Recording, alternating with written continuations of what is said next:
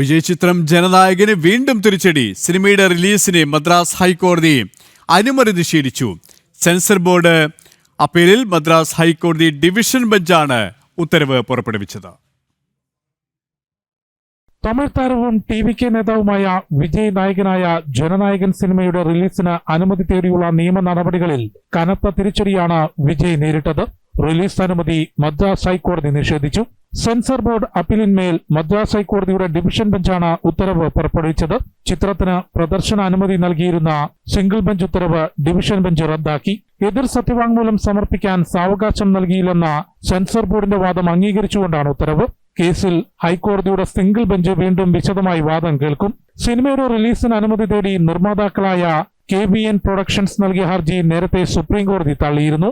രാഷ്ട്രീയ പ്രവേശനത്തോടെ വിജയ് അഭിനയിക്കുന്ന അവസാന ചിത്രമെന്ന വലിയ പ്രചാരണമാണ് ജനനായകന് തമിഴ്നാട്ടിൽ നൽകിയത്. ജനം, ഡൽഹി.